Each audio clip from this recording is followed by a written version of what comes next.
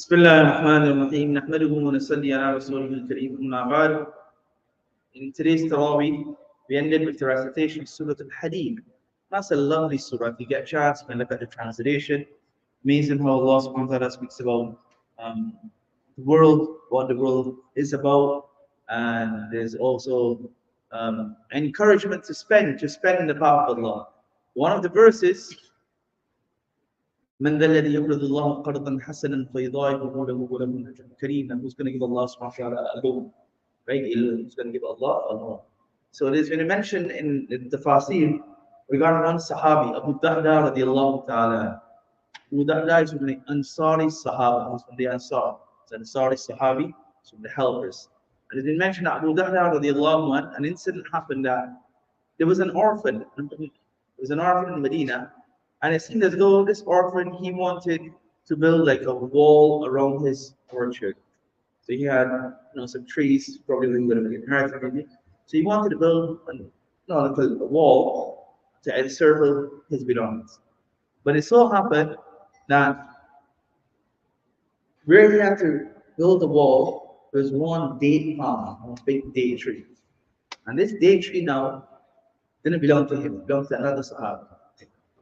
So he approached the Sahabi and he asked him that, if you could you give me that, so that then I'll be able to bring that inside of it will make things easy for me, etc. The Sahabi, he was like, this is I like the fruit, my children, my wife, my family, they enjoy the dates from that specific tree. So I don't want to give you. Now, he's not obligated to give it. According to some narrations, the matter actually reached the Messenger sallallahu alaihi wasallam. And Allah's Messenger sallallahu alaihi wasallam, he ruled in favor of the Sahabi, not the orphan, because of course it's not, it belonged to him, right? And the orphan started to cry. And Prophet said to him that, give it. He said, no, I don't want to give it. No, there's nothing wrong with that either, right? Because it's fine. The Prophet said, if you give it in exchange and you'll get your bagab, you'll get your trees and all of these things in Jannah. So there's one Sahaba called Darda who is there. And he's listening to this. It says that he then went, and according to some narrations, he had two orchards or two vineyards he had. And he went and he told the man, and some narrations has that in one of them, he had a house. It was like a very beautiful orchard. It had a house, lovely trees, the fruit from there, the dates and so on that would come from there, from the best quality. So he approached this other Sahaba, and he said to the Sahabi that, can you sell me that? Can you give me that? You sell it. I want to make a transaction. You see, my orchard that I have, I'll give you that, and you just give me this one thing. And I said, wow, not at all, of course. So he made that transaction. And then he ran to the orphan and he went to Rasulullah sallallahu alaihi wasallam and said, oh Messenger of Allah, you made a deal with that man and said to him that if he gave you the date palm, so that you gave the date palm to the orphan, he would get all the date palms and trees and all of these things in the hereafter. So is that for me as well? Prophet said, yes. He said, okay, I'm making you witness that I've given it to the man. I've bought that one tree for my orchard and I've gifted it to the orphan. Prophet became so happy, so happy.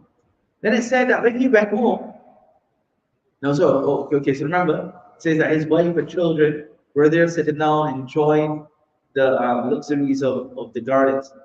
Now I used to wonder before, like, what do you because in the hadith and so it mentions that people would go to these vineyards and they would sit down and relax, right? I used to wonder, like, what do you mean by that? Once I was able to go and visit one of these date palm places, right? These vineyards.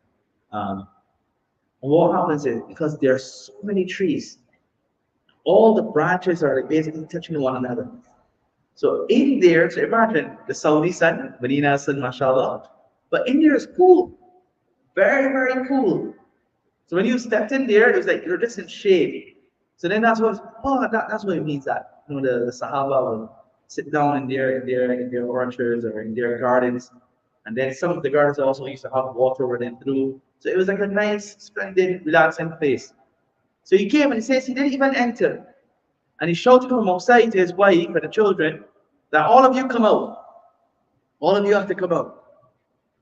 And when they came out, he said to the wife, "I've given this orchard and I've sold it so that we could reap the orchards and the gardens of Jannah." So the wife, she became very happy. And she said, "You've made a blessed transaction." Abu Darda radiallahu anhu, as we mentioned, he passed away in the Battle of Uhud. The Prophet sallallahu alayhi wa sallam said, "I can see Abu Darda, he's enjoying all of his day palms and his fruit and his purchase." That's amazing. So, subhanAllah, that was the jazba of the Sahabi. So I just want to give one other incident of the blessings of sadaqah. It's been mentioned. So that's why when we give, and we'll get, right? Now Allah doesn't need our wealth. We need the blessings. So it's been mentioned that in the time of Salih alayhi salam and the Prophet Salih alayhi salam, there was an individual who had caused great inconvenience and harm to people. So one day the people came and said, "Oh Salih, O Nabi of Allah, make dua that Allah curses, make dua to Allah and curse this person." And basically you're making dua to Allah that Allah destroy this man. So Nabi Salih replied, "Go, for you have been sufficed from him and his people." This man went out to collect firewood as it was his daily routine. And he took with him 2 loaves of bread. He would eat one and he would give one in charity. So as he was returning home, after collecting the firewood, he returned home safe and sound. So we are shocked. The Nabi of Allah told us that, "Go ahead, you've been saved from this man's harm, and now he's returning home safely. No punishment has befallen him." So they came to Nabi Salih alayhi salam, and he said, "O Prophet of Allah, how is it that no punishment has come upon him?" So the Prophet Salih came and he said to him, "That what actions did you carry out today?" So the man said, "Well, I went out with 2 loaves of bread. I ate 1 loaf and I gave 1 loaf in charity." So the Nabi Salih alayhi salam, he said, "Okay, what I want you to do is that firewood that you're bringing with you, open it up, spread it all over." So the man obliged. And there in the middle of all the firewood, what did they see? They saw a snake which resembled a log of wood and was biting one of the logs in the bundle. Right? So the snake is in the midst of all all the firewood. So then the Prophet ﷺ said to the man that it was due to the charity that you gave that you were saved from the snake. Really and truly, this thing was supposed to have bitten him, brought an end to him. But that charity that he gave became the barrier and the means of him being protected. So charity, try to give as much as we can. Try to give as much as we can, and whatever we can. And especially in these last 10 minutes as well. Today is also online. So if we can, we give a little, even $2, $3, $5, $1. Inshallah, because if there's that possibility of being a little better. So even $1 you pay, especially on the online, so you have that as well. $1 you give, it can be the odd night. You'll get as if you've been given in 3 years programs out of anyone. So that's all right. It's a great way to get good blessings. And that's how we understand Islam.